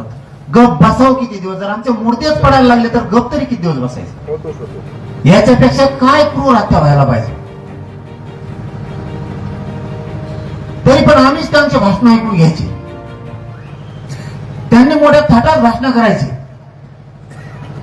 एक खून झालाय, देशमुखांचं कुटुंब सगळं उन्हात उघड्यावर पडलंय, तो आनंदाने भाषण करणार. तुला आठवण कोणाची यावा, कोणाची नाही यावा. एका क्रूर हत्याराची तुला आठवण यायला लागली म्हणजे तू सुद्धा क्रूराच. याचा अर्थ तू सिद्ध केलं की तुम्ही दोघंही एक आहेत. म्हणून मी वारंवार सांगतो, याला आरोपी करा. फडणवीस साहेब तुम्हाला वातावरण बिघडू द्यायचं नसेल, अजितदादा तर वयालाच गेलेला माणूस झालाय. मी काही तर पक्षावर टीका करायला नाही आलो. इतकं नालायक बोलणाऱ्या माणसाला सुद्धा अजितदादा जवळ करते. त्यांचा चांगला पक्ष असणारा सुद्धा डाग लावायचं काम करतात. आमच्या संतोष भाईला जर न्याय मिळाला नसला तर आम्ही आज दादा कोल्हा आणि तिकडे फडणवीस कोल्हा. आम्हाला अण्णा तुमच्या माध्यमातून सांगतो, आम्हाला ह्या धर्तीवर पाय ठेवलं का आमच्या रक्तात होती आग. कारण आमच्या येतो तो खून लक्षात. तुम्ही फडणवीस साहेबाला सांगा आणखी नवी मराठ्यांनी संयम सोडला नाही. मी आणखीनही पायरी फडणवीसची चढलो नाही. संतोष भैयाच्या न्यायासाठी तुम्ही म्हणत असले तर मी यायला तयार आहे. एकदा सांगू, संतोष भैया देशमुखांचे सगळे आरोपी ते फरार आहेत, ते सुद्धा मी धन्या सुद्धा सह आरोपी करा म्हणून मी सुद्धा सांगायला येतो. मी संतोष भैयासाठी कुठेही यायला तयार आहे. मी माझ्या स्वार्थासाठी कधीच राजकीय पक्षाची पायरी चढणार.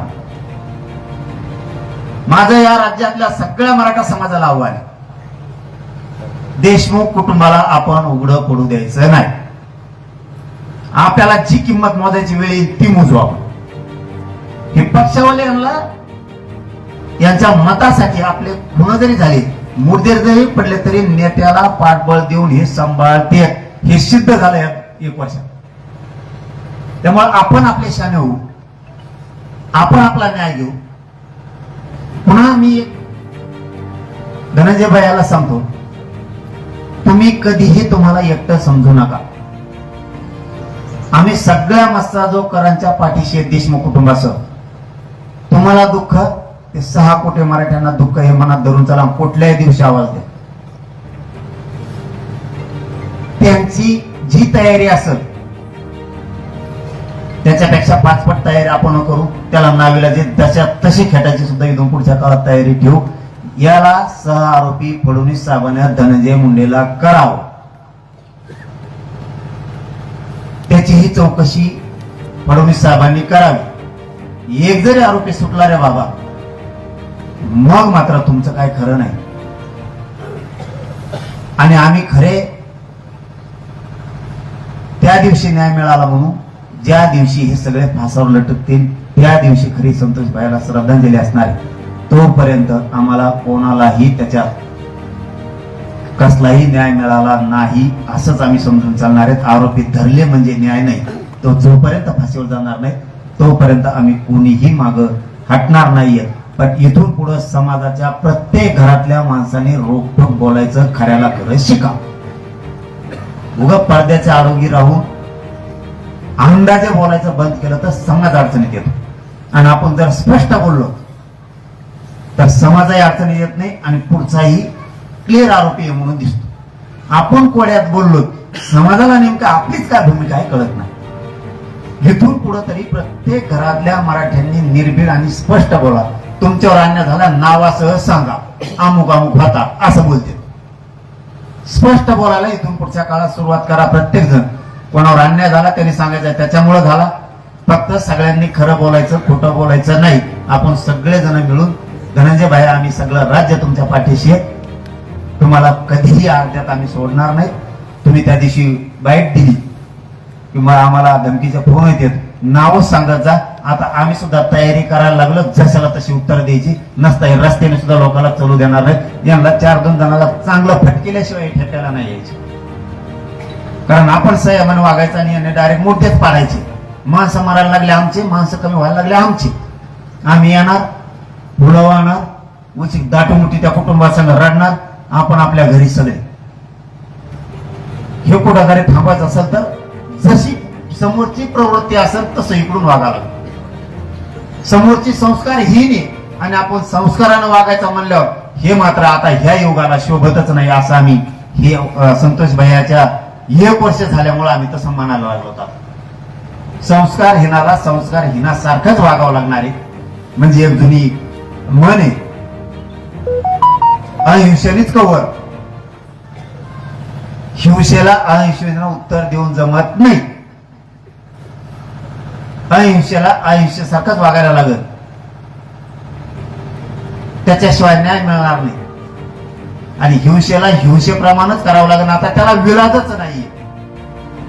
वारकरी संप्रदायाने कोणाला चांगलं बोलावं, पुढचा बी वारकरी संप्रदायाचा असावा. पुढून लावितोय घोडे आणि आपण म्हणायची कोण रामकृष्ण आली. मला वाटतं त्याच्या टकोरा एक टाळ आणलेला बरा. कारण आता युग त्या संस्कारात राहिलंच नाहीये. वटणं राहण्यासाठी जगदुरत तुकाराम महाराज सांगतात तसं ते म्हणतात ना, नाथळाच्या माथी अनोकाठी दणक्यात लागते ना. आता मला वाईट समजू नका, संतोष भैयाचा एकदा गेल्या वर्षीचा क्रूर हत्या फक्त डोळ्यासमोर ठेवा, प्रत्येकाचं रक्त उसळ. त्याच्यामुळे आमची तळपायाची आग मस्तकाला जाती. पुन्हा पुन्हा सांगतो, मस्साजोग कराच्या आणि देशमुख कुटुंबाच्या पाठीशी पुरं राज्य आहे. मस्साजोग आणि परिसर आणि बीड जिल्हा तर कवाच हटणार नाही, पण राज्य सुद्धा तुम्हाला कधीच अर्धवट सोडणार नाही. तुम्ही काळजी करू नका. अण्णा म्हणतात तसं समोरचे, ते समोरच्याने धन्या मुंड्याला जितकी ताकद लावायची तितकी लावू दे. त्याची जर नाही जिरवली तर आम्हाला पण मराठी म्हणायचं नाही. तुमच्या लेकराचा खून म्हणजेच आमच्या लेकराचा खून त्यांनीच केलाय, हे समर्थन करते त्यांचं. यांनी जर त्यांचं समर्थन केलं नसतं तर आम्ही त्यांना सुद्धा मानलं असतं. तुम्ही खून करणाऱ्याचं समर्थन करताय म्हणजे तुम्ही माणसाची पैदास असूच शकत नाही. इथं आमचं सोन्यासारखं लेकरू गेलंय. आज छोटे छोटे संतोष भाईचे लेकर उघड्यावरती पडेल नाही दिसत बाप त्यांना. तुम्हाला बोलायला काय होतंय? भाषण करायला तुम्हाला मीडियात बोलायला काय होत आहे? आरोपीची आठवण येते. या लेकराला नाही दारात उंबऱ्यात आल्यावर बाप दिसत. तुला जरा लेकर आहेत ना, तू आहे घरात. तुला जर 2 दिवस ती पोरगण पोरगी दिसली नाही तर तुला झोप येत नसल. आमच्या संतोष भाईचे लेकर कसे झोपत असतील? हे असल्या नीच अवलादीला धडा शिकावाच लागणार. आणि मी तर काय माग हटत नाही गाड्या. कुणाला काय म्हणायचं ते म्हणा. ह्या रोखोक भूमिकेशिवाय संतोष भाईला न्याय मिळू शकत नाही. पडद्याच्या आडून गोळ्या हाणून समाजाला न्याय मिळणार नाही. इथून पुढे महाराष्ट्रातल्या कोणत्याही मराठ्यावर अन्याय झाला, सगळ्या पक्षातल्या मराठ्यांनी, सगळ्या क्षेत्रातल्या मराठ्यांनी एकत्र येऊन ती लढाई लढून समोरच्या कुटुंबाला न्याय द्यायचा आपण शिकायचं. राजकारणात जरी माणूस असला तरीही मराठ्यांनी त्याच्यावर जातीवादचे अन्याय झाल्यावर त्याला साथ द्यायची म्हणजे द्यायची. आपले लोक आपण संपवून द्यायचे नाही. राजकारणातले पण नाही, समाजकारणातले पण नाही आणि सामान्य सुद्धा नाही. संतोष भाई सामान्यच होते. त्यांनी काय कोणाला लुटलं नाही. त्या माणसाला सुद्धा यांनी जगू दिला. पुढच्या काळात ही लढाई सुद्धा आपल्याला करावी लागणार आहे. आपले लोक आपल्याला सांभाळावे लागणार आहे. धनंजय भैया, तुमच्या चरणी हात जोडून सांगतो, फक्त तुम्ही खचू नका गाड्या. आपण यांचे पाठच करू. तुम्ही खचलात की कुटुंब खचतं, कुटुंब खचलं की गाव खचतं. तुम्ही खचल्याला दिसले की मग राज्यातल्या पोरही खचतात. तुम्हाला सांगतो, महाराष्ट्रातले धनंजय भैया पोरं तापूनच दिसतंय तसं नाहीये. समोरून जरी त्यांनी आठवण येते म्हणून भाषण केले, त्यांना वाटत असं मराठी गार झाले, पण मराठ्यात एखादा लावारिस असतो ना, त्या ज्वालापेक्षा जास्त आग आहे. त्यांनी जर एकदा सुरू केलं तर सुपडा साफच करतील. फक्त आम्हाला त्या स्टेजला जायचं नाही म्हणून आम्ही समाजाला म्हणतोय न्याय मिळत. ज्या दिवशी आम्हाला वाटत न्याय मिळणार नाही त्या दिवशी तुम्ही नुसतं राज्यात होतंय काय बघा. कारण मस्ता जोक मधून बोलतोय, मनोज जरांगे बोलतोय. एकदा जर मी बोललो तर धनंजय भैया माग सरकणार नाही. फक्त तुम्ही धीर धरू नका. हो द्या, काय व्हायचं ते बघून घेऊ काय होईल. ज्या दिवशी न्याय मिळेल त्या दिवशी खरी संतोष भैयाला श्रद्धांजली असणार आहे. संतोष भैयांच्या चरणी मी श्रद्धांजली अर्पण करतो आणि थांबतो. सगळ्यांना रामकृष्ण.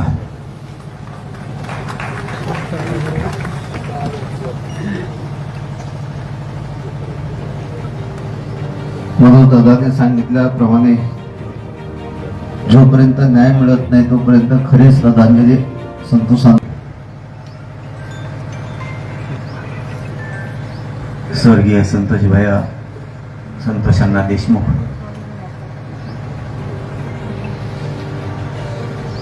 त्यांना आता आपल्यातून जाऊन 1 वर्ष झालं.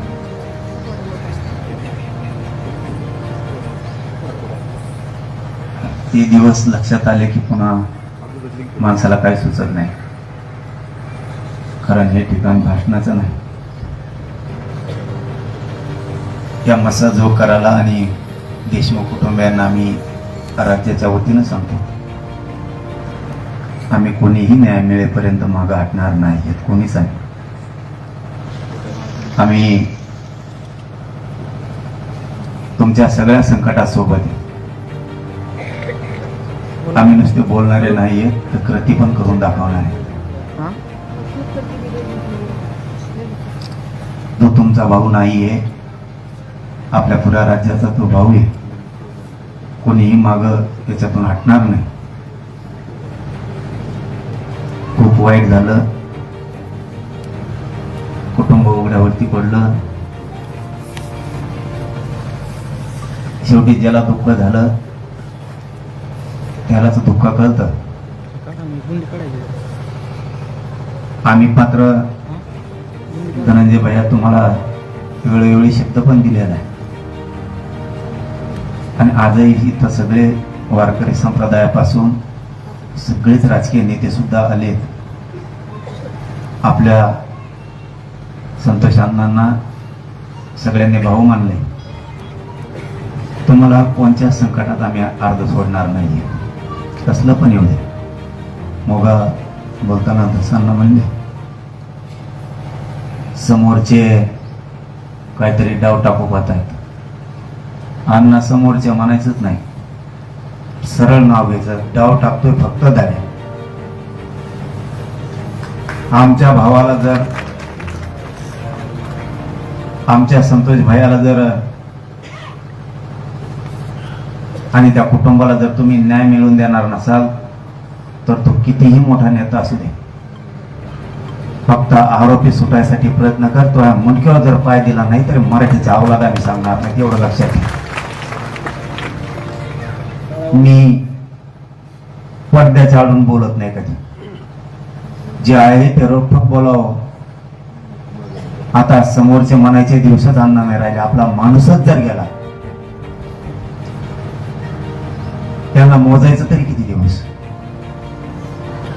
तुमच्यावर बी काल काहीतरी आरोप झालाय, म्हणजे हे सुरू राहणार आहे काय मला ते माहित नाही, पण तिथला ते विषय इथं नाहीये. परंतु जर सरळ सरळ म्हणलं जातं आरोपीची मला आठवण येते. कितीही राक्षस असला, पूर्वीच्या देवदेवतांच्या युद्धात राक्षस असायचे, पण राक्षस सुद्धा नियतीला धरून असायचे असं मला वाटतं. कोणतेही नियम तोडून कधी युद्ध झालं नाही. देवाच्या काळात सुद्धा सूर्य जर मावळला तर युद्ध थांबलं जायचं. म्हणजे राक्षस सुद्धा नियम पाळायचा. ही पैदासच नेमकी कोणाची राक्षसाची सुद्धा नसावी, ही वेगळीच कोणाची तरी असावी. एखाद्याचं घर जर उजाडलं, एखाद्याच्या घरावरती एवढं मोठं संकट आलं, तरी जर तुम्ही त्या भाषेत बोलत असताल तर आम्ही सुद्धा मराठी एवढे कमजोर आणि कच्चे नाहीये. फक्त आम्ही संयमाने घेतोय, त्याचा गैरफायदा तू घेऊ नको. आणि तू जर इथून पुढे काही अशा कार्या केल्या आणि तुम्ही नाव सांगत जा धनंजय भैया, तुम्हाला कोणाची धमकी आली, नुसतं ते मीडियातून येत आहे आम्हाला ऐका, नाव घेत जा. तुम्हाला जर फोनवर धमकी आली, आता इथून पुढे आम्ही नीट करायची तयारी ठेवायला लागलो आणि त्याच्याशिवाय जगणारच नाहीयेत आपण सुद्धा. संतोष भाईला खरा न्याय द्यायचा असला, त्यांच्या लेकरा बाळाला न्याय द्यायचा असला तर आपल्याला सुद्धा आता जसं असतं तो वागावच लागणार. गप बसाव किती दिवस. तुम्ही इथले सगळे उठा आणि आमच्या तोंडात चपला हाना आम्ही जर चुकत असलो. गप बसाव किती दिवस. जर आमच्या मूर्तीच पडायला लागले तर गप तरी किती दिवस बसायचे. याच्यापेक्षा काय क्रूर हत्या व्हायला पाहिजे. तरी पण आम्हीच त्यांचे भाषण ऐकून घ्यायचे. त्यांनी मोठ्या थाटात भाषण करायची. एक खून झालाय, देशमुखांचं कुटुंब सगळं उन्हात उघड्यावर पडलंय, तो आनंदाने भाषण करणार. तुला आठवण कोणाची यावा, कोणाची नाही यावा, एका क्रूर हत्याराची तुला आठवण यायला लागली म्हणजे तू सुद्धा क्रूराच. याचा अर्थ तू सिद्ध केलं की तुम्ही दोघंही एक आहेत. म्हणून मी वारंवार सांगतो, याला आरोपी करा. फडणवीस साहेब तुम्हाला वातावरण बिघडू द्यायचं नसेल, अजितदादा तर वयालाच गेलेला माणूस झाल्यावर झालाय. मी काही तर पक्षावर टीका करायला नाही आलो. इतकं नालायक बोलणाऱ्या माणसाला सुद्धा अजितदादा जवळ करते. त्यांचा चांगला पक्ष असणारा सुद्धा डाग लावायचं काम करतात. आमच्या संतोष भाईला जर न्याय मिळाला नसला तर आम्हाला दादा कोल्हा आणि तिकडे फडणवीस कोल्हा. आम्हाला अण्णा तुमच्या माध्यमातून सांगतो, आम्हाला ह्या धर्तीवर पाय ठेवलं का आमच्या रक्तात होती आग. कारण आमच्या येतो तो खून लक्षात. तुम्ही फडणवीस साहेबाला सांगा आणखी नवी मराठ्यांनी संयम सोडला नाही. मी आणखीनही पायरी फडणवीसची चढलो नाही. संतोष भैयाच्या न्यायासाठी तुम्ही म्हणत असले तर मी यायला तयार आहे. एकदाच सांगू, संतोष भैया देशमुखांचे सगळे आरोपी ते फरार आहेत, ते सुद्धा मी धन्या सुद्धा सह आरोपी करा म्हणून मी सुद्धा सांगायला येतो. मी संतोष भैयासाठी कुठेही यायला तयार आहे. मी माझ्या स्वार्थासाठी कधीच राजकीय पक्षाची पायरी चढणार. माझं या राज्यातल्या सगळ्या मराठा समाजाला आव्हान आहे. देशमुख कुटुंबाला